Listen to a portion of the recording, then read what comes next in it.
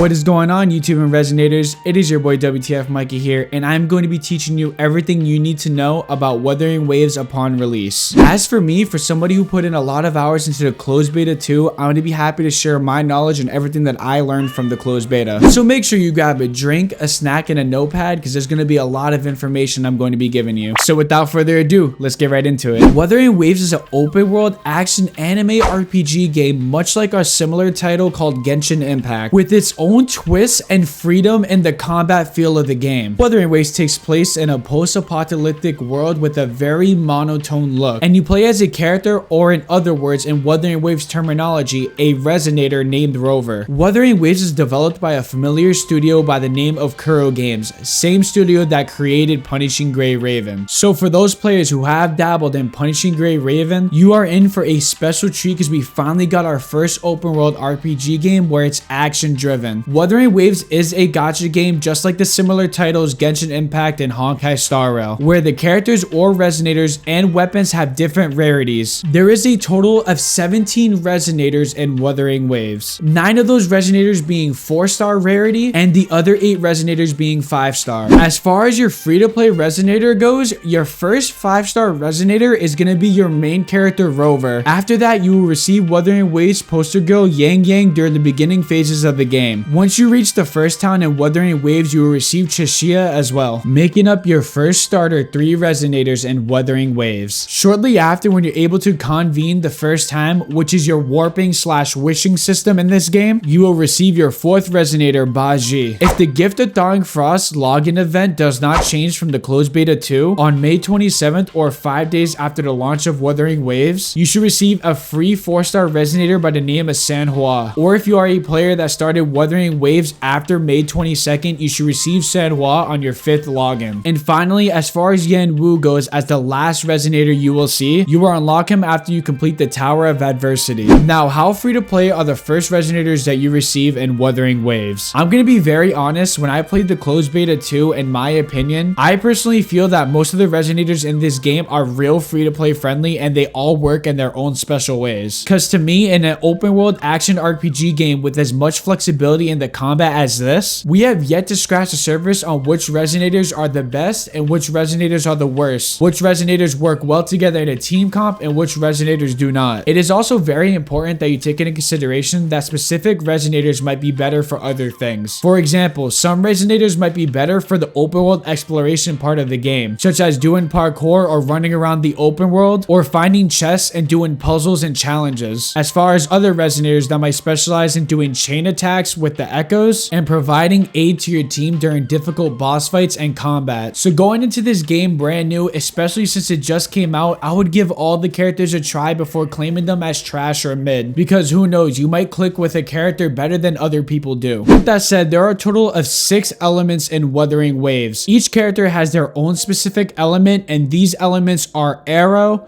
Electro, Fusion, Glacio, Havoc, and Spectro. With that said, not only is every resonator given a different element, they are also given a different weapon class. There are a total of 5 weapon classes. These weapon classes being broad blades, gauntlets, pistols, rectifiers, and swords. With the launch of Wuthering Waves, we did reach over 30 million pre-registrations as a community, which is absolutely insane, and we are rewarded for that as well. Kuro Games promised us pre-registration rewards for every 5 million players that pre-registered for the game. So at the start of Wuthering Waves, we will be receiving 80,000 shell credits, which is our in-game currency for Wuthering Waves. We will also be receiving 10 advanced resonance potions, which are character level up XP materials, 200 free Astrate, which is our gacha currency in Wuthering Waves, which is 1 free convene or wish on the banner of your choice with a little bit of Astrate left over. We also earned a sigil called En Route and 20 free lustrous tides, which is enough for 20 free convenes or wishes on the standard banner. And lastly, we'll be given a free 4-star weapon of choice. Man, this Kuro Game's getting me super hyped for Wuthering Waves. Like, let me in, coach, let me in. Sorry.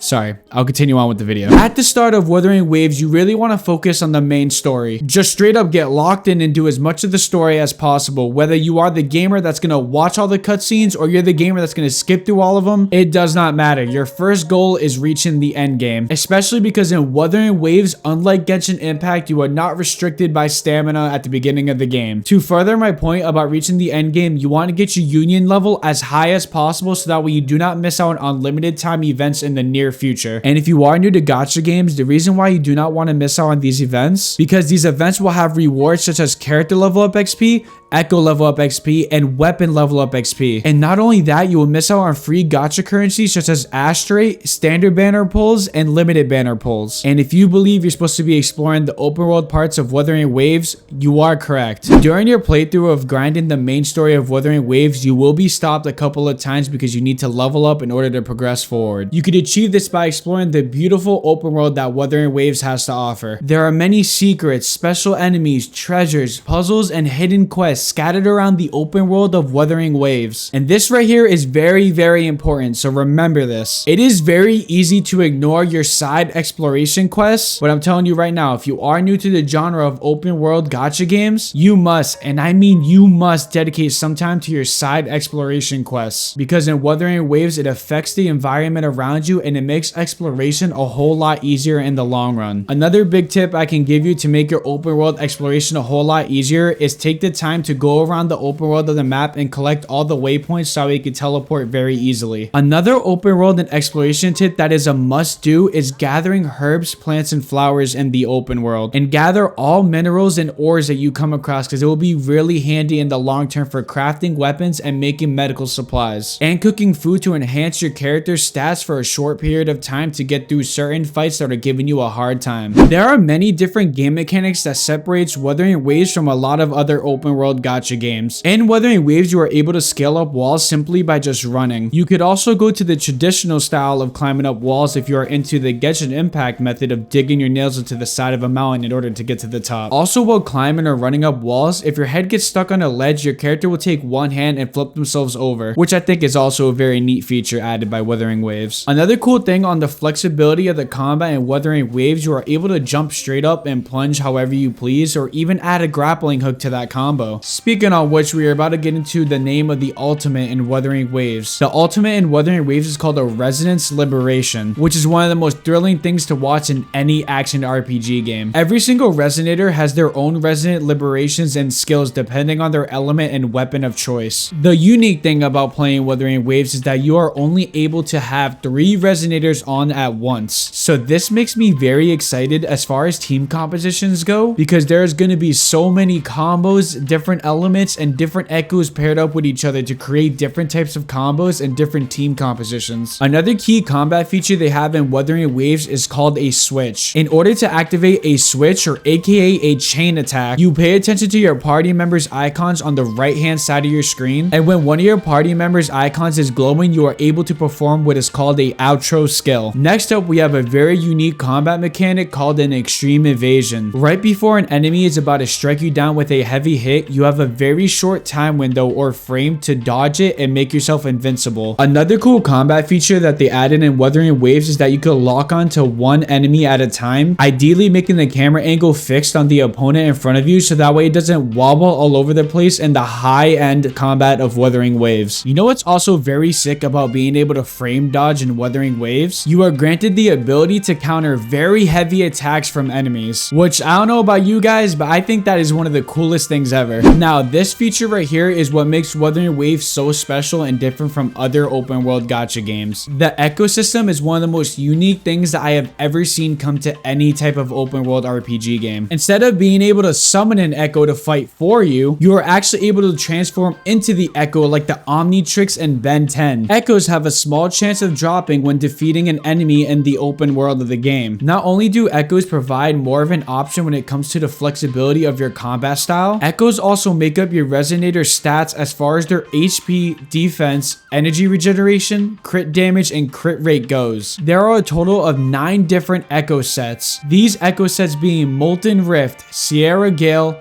Havoc Eclipse, Moonlit Clouds, Freezing Frost, Void Thunder, Celestial Light, Rejuvenating Glow, and Endless Resonance. When pairing echoes on any one of your resonators, they are given an extra bonus stat. Collecting echoes will also improve your data dock rank, which is a must do at the beginning of Wuthering Waves so that way you aren't restricted to how many echoes you are using at once, and also will benefit you in getting your stamina up. Although stamina does not affect your running speed in Wuthering Waves, it does affect other areas and combat related things. A big reason why you must focus on this as well, because not only do resonators and weapons have rarities, echoes have rarities as well, and if you do not level up your data dock rank, you will be stuck with the lowest echoes for your characters, causing them to reach a plateau and not being able to improve as far as stats go. You can also improve your echo drop rate by hyper focusing on your data dock rank. All in all, focusing on echoes is one of the most important things in Wuthering Waves and should be taken very seriously so that way you have a very strong account at the start of your gameplay. As far as the ecosystem goes, that is not the only way to improve your resonator stats. In the Forte tab, you are given a list of every individual resonator skills. A very easy way to understand what your Forte tab is just acknowledging it as a skill tree. Every single skill that was mentioned earlier on in the video can be leveled up to levels all the way up to 10 to improve your resonator's skill set. You can also level up your resonators by bringing them to their next phase through the Ascension feature, which will further improve their stats, making them stronger overall. Now, if for some reason you are blessed by the gacha gods of Wuthering Waves and you get your hands on a duplicate of a resonator, you can upgrade what we call a sequence node, which will further improve your character stats even better than what they were before. And to top it off with building your resonators, you could also upgrade their weapons as well so that way they deal more damage. But a very important thing that you must understand is in Wuthering Waves on your account, your resources are very scarce in this game. Using character level up XP, echo level up XP, weapon level up XP, and your shell credit is going to cost you a lot and can run out very quickly. So I suggest only spending your resources when you absolutely have to so that way you can future proof your account very early on. As far as my last tip for building your resonators and the weapon portion of it, similar to how you get duplicates of resonators, you could increase their sequence. You could do the same thing to your weapons in Wuthering Waves called synthesizing them. The max sequence level and synthesize level in Wuthering Waves is 5. So 5 duplicates is the max that you can get for every single resonator and weapon in Wuthering Waves. And now for the best part and the reason we all play gacha games is our gacha system. For those of you who are just starting out and you are new to gacha games, the gacha system is the primary way to obtain new resonators and new weapons of the highest rarity. To roll on the gacha banners, or what we like to call in Wuthering Waves convene, you need to obtain lots of the main gacha currency, which are called astrite. 160 astrite make up what we like to call a tide, or you may define it as a wish, warp, or pull, depending on how you want to describe it on a gacha game. There are a total of 3 different types of tides in Wuthering Waves. The first tide for the standard banner is called a lustrous tide. The second tide for the limited banner is called a radiant tide. And finally, the third tide for the weapon banner is called a forging tide. Now, you could convene in one of 2 ways. You can do what we gacha gamers like to call a single pull, which will cost you 160 total astrite. Or you may do what most gacha gamers do and wait until we get what we like to call a 10 pull and use 1600 astrite at a time. You only may obtain 4-star or 5-star resonators from the gacha system. However, when it comes to weapons, there are 3 different rarities, ranging from blue or 3-star, purple or 4-star, and gold or 5-star. If you, the player, does not obtain a 4-star or a 5-star rarity after 9 wishes, on your 10th wish, you are guaranteed a 4-star or higher. Every single time you, the player, obtains a 4 or 5-star rarity resonator or weapon, the counter out of 10 resets back to 0 to obtain that 4 or 5-star rarity. There are 2 very unique things about Wuthering Waves gacha system that honestly makes it one of the best gacha systems that I've seen on a gacha game yet, is that if you are a player that's coming from Genshin Impact or Honkai Star Rail just like myself, who has played lots and lots of Honkai Star Rail on this channel, the max pity is 90, which means the chances of obtaining a 5-star resonator or weapon are a lot more likely than other gacha game titles. So to put it simply, on every banner out of 80 pulls, you are guaranteed a 5-star. Now, the second amazing thing about Wuthering Waves gacha system, this is the first time I personally seen this in any gacha game, but on the weapon banner, the weapon of choice that you choose on the banner, if you obtain the 5-star, it is guaranteed every single time, which means no 50-50s. For those of you who are new to gacha games, a 50-50 basically means a 50% chance to actually obtain the 5-star you were shooting for on that specific banner, which is a very standard thing in most gacha games. But as far as the weapon banner goes in in Wuthering Waves, all that worry disappears. You see gold, you won. Now, a bonus feature that I personally love about Wuthering Waves gacha system is the fact that the novice banner is very similar to Honkai Star Rail. The 10 pulls on the novice banner are discounted to 8 lustrous tides, and after you convene on this banner 5 times, you will be guaranteed at least one singular 5-star resonator to start off your journey on Wuthering Waves. So you will have a chance of receiving Verena, Encore, Kalcharo, Ling Yang, or Jiangxing as your starter 5-star resonator. Another very important bonus tip is you don't want to use your gacha currency or asteroid on lustrous tides. You want to save those asteroids for the limited banner or the weapon banners. While convening on the standard and limited banners, you will receive Afterglow and Oscillate Curls. Oscillate Curls are very easy to come by after combining and using your tides on the limited and standard banners. You may use these Oscillate Curls monthly so you can buy more Radiant tides, Forging tides, and Lustrous tides so you can get back to your standard banner, limited banner, and weapon banner pulls. When it comes to Afterglow Curl, you want to stack these up because you are able to buy wave bands. To recap how I was talking about earlier in the video how you could use duplicates of characters and use sequent nodes, you can use those Afterglow Curls so you can purchase wave bands, which is needed to get to the next sequence for a resonator. And the best part is you could buy 5-star resonator wave bands. This includes standard banner resonators and limited banner resonators. So in my opinion, so you don't break your account, save those Afterglow Curls to purchase sequences. And if you are in a asteroid drought or need help to farm gacha currency, I already made a full-on guide to help you guys out. So make sure you guys check that out in the link in the bio after this video. Completing your dailies and quests will become routine during your playthrough on Wuthering Waves. Not only will you obtain free asteroid and gacha currency from your dailies, you will obtain extra XP materials and other resources to help you out in the long run. Doing your dailies is a very valid excuse to actually hyper focus on your side quests so you can bang them out and get them done and over with. There are 4 different types of quests. You have your main quest, which is the main story of Wuthering Waves. Then you have your companion quest, which focuses on the side lore of specific resonators. And then you have your everyday side quests, which are the time killers. And lastly, your exploration quests, which will come around when exploring a new region in Wuthering Waves. Make sure you are dividing some time to use all of your wave plates. In Honkai Star Rail, your wave plates are like your resin or trailblaze power, depending on if you play Genshin Impact or Honkai Star Rail. And if you are new to gacha games, basically what your wave plate does is it helps you farm resources and upgrade materials. So alongside with the quest, you should consider putting this on the list of daily things you must do before you log off of Wuthering Waves. The maximum amount of wave plates you get is 240, which regenerates at a very slow rate, which is why it's very important to do it as soon as you log in. Ultimately, one of your main goals in Wuthering Waves is to keep that wave plate number at 0. Now, in your first playthrough of Wuthering Waves, you are granted a beginner's guidebook called the Drifting Inscription. You should make it a personal goal to complete everything in your beginner's guidebook or the Drifting Inscription because it has various rewards such as level up XP materials and resources, and will even provide you with an echo or 2 and our favorite gacha currency, asteroid. With that said, in Wuthering Waves, your account level name is called your union level. Your union level will provide you with lots of amazing free rewards. These rewards include gacha currency such as asteroid, lustrous tides or standard banner pulls, and even a free 5-star weapon, which is absolutely insane. Next up, we have Wuthering Waves' version on their battle pass, or what they like to call it, their Pioneer podcast. In the Pioneers podcast, you are given 3 sets of challenges: daily, weekly, and monthly. Doing all of these challenges will lead you to various rewards such as gacha currency like asteroid and lustrous tides, lots of XP materials that you could use on your characters, echoes, and weapons, and a whole bunch of other valuable resources that will help you in the long run on Wuthering Waves. During your playthrough of Wuthering Waves, if you ever overlook something, miss something, or get lost, there is a tutorial tab to help you on things that you've missed or overlooked. I've come here at least 25 to 50 times during the closed beta 2 whenever I personally got lost. It's there for a reason. Utilize it. Alright guys, congratulations, you have made it towards the end of the video. Before we wrap everything up, there's absolutely one important thing I gotta tell all of you though. I know I said it before, but I'm gonna say it again. Make sure you save your resources because they are very scarce. You are starting fresh on a new gacha game, so make sure you use that gacha currency and your asteroid with caution and with care. And this is very important for all of you to understand. Gacha games are not a race. Playing a gacha game does not mean you are competing with everyone around you to reach the end game faster. Not everyone has the same amount of time to play this game as freely as they want. Also, if you really do enjoy the game and you overdo it, you don't want to cause yourself to burn out. And to be honest, nobody likes burning out because it makes you really exhausted of everything around you. On top of that, we have an amazing community Discord and a link in the bio down below, where we as a Discord community will be talking about a whole bunch of different Wuthering Waves topics, such as character builds, team compositions, echoes, lore, and a whole bunch of other different topics. If you made it this far in the video, I just wanted to say thank you to you for watching all the way through. And if you are new, which I'm sure 99% of you gamers are going to be, make sure you smash the subscribe button down below so you can find your way back to my channel, as I am going to be doing lots of Wuthering Waves content in the near future. And if you did learn something new today, please comment down below any comments and questions that you have. My name is WTF Mikey, and that's all I have for today. Peace.